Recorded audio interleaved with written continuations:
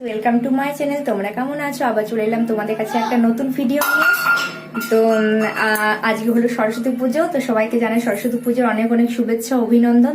দেখো আমার এখানে পুজো হয়ে গেছে, সব পুজো করা হয়ে গেছে। সরস্বতী পুজো আমার মেয়ে করলো, আমিও করেছি। আর এখানে গোপাল ঠাকুরকেও পুজো করে দিয়েছি। আর আজকে আমরা সবাই হলুদ হলুদ পরেছি, সরস্বতী পুজোর দিন তো সবাই হলুদ হলুদ পরে।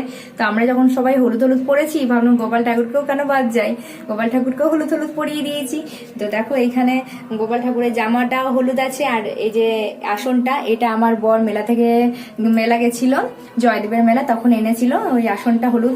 তো আমার মেয়ে বলল কি, মা হলুদ জামাটা যখন পরেছে তখন আসনটা দিয়ে দাও হলুদ, তো ভালোই লাগবে। তো দেখো আমি এখানে আসনটাও গোপাল ঠাকুরের দিয়ে দিয়েছে। তো কেমন লাগছে অবশ্যই কিন্তু তোমরা কমেন্ট করে জানাবে। আর আজকে আমাদের এখানে হলো মানে আমাদের হয় সিজানো হয় বলে আমাদের অনেক কিছু রান্না করতে হয়। আর এই দেখো আমার মেয়েরা, এই দেখো দুটো মেয়ে চলে এসে, ওরাও হলুদ হলুদ হলুদ পরে নিয়েছে। আর এই দেখো ছোট মেয়েটা আমার, কুচকুটা আমার কি করছে দেখো। প্রসাদ খেলো ওরা, এখন প্রসাদ গুলো দিলাম, বের করলাম, তো প্রসাদ খেলাম, আমিও প্রসাদ খেলাম। আর আমাদের অনেক রান্না বান্না করতে হবে আজকে, কালকে বাসি ভাতটা খেতে হবে বলে আজকে অনেক কিছু রান্না বান্না, যেহেতু মাছ তো আছেই। আর এখন আমি করলাম ভাত চাপিয়েছি, আর একদিকে চাপিয়েছি আলু পোস্ত করবো, সেই জন্য আলু পোস্ত চাপিয়েছি। আর পরপর তো রান্না অনেকগুলোই হবে, তোমরা ভিডিওটা দেখতে থাকবে। এখন হবে কিছুটা রান্না, আবার দুপুরবেলায় করব রান্না কালকের জন্য। তো তোমাদের এইরকম কার কার হয় বাড়িতে অবশ্যই কমেন্ট করে জানাবে তো যে কিরকম হয়। তো দেখো আমার মেয়েটাকে দিকে কানতে লেগে গেছে, আর আমাকে এখন রান্না করতে হবে।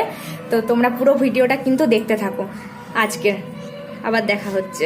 মাছ ধুয়ে নিয়েছি, এখানে আছে 1.5 কেজি মতো মাছ আছে। তো মাছগুলো ধুয়ে পরে নুন হলুদ দিয়ে ভালো করে মাখিয়ে রেখে দিয়েছি, এগুলো রান্না করব।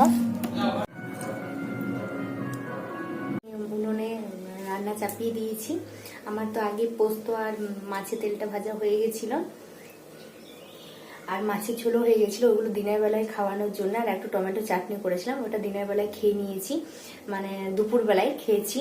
আর এখন আমি আবার দেখো এইদিকে আমি উনুন ধরিয়ে নিয়েছি, উনুনে বসে বসে আমি এখন রান্না করছি বাঁধাকপির তরকারি। তো দেখো তোমরাও দেখতে পাবে, এদিকে আমি করছি বাঁধাকপির সবজিটা।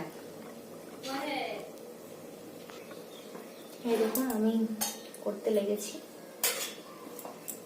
আমি কাপড়টা আনিনি, দাঁড়াবো আনি, না হলে আমার গরম লেগে যেত, সেই জন্য ধরার কিছু না হলে হবে না। শব্দ করাও যাবে না, আমার মেয়ে এদিকে ঘুমাচ্ছে, আমি ঘুম পাড়িয়ে এসেছি, সেই জন্যই রান্না করছি। দেখো এদিকে আমি রান্না করছি। মোটামুটি আমার বাঁধাকপির সবজিটা হয়ে এসছে। তারপর আমি শিম ভাজা আর বেগুন ভাজা ওইগুলো করবো, আস্তে আস্তে সব রান্নাগুলোই করবো, তোমরা দেখতে পাবে। তো তোমাদের এরকম তোমরা কি কি রান্না করো অবশ্যই কমেন্ট করে কিন্তু জানাবে, ঠিক আছে? আর এটা বেশ ভালোই লাগে সরস্বতী পুজোর দিন এইরকম রান্না করতে, সবারই বাড়িতেই কিন্তু এরকম রান্না হয়।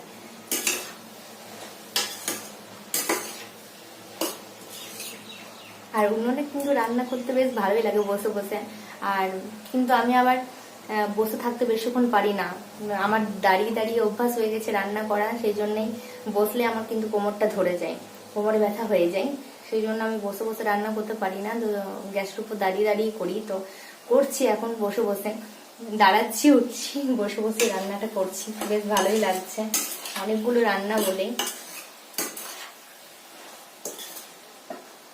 তো চলো তোমরা দেখতে থাকো।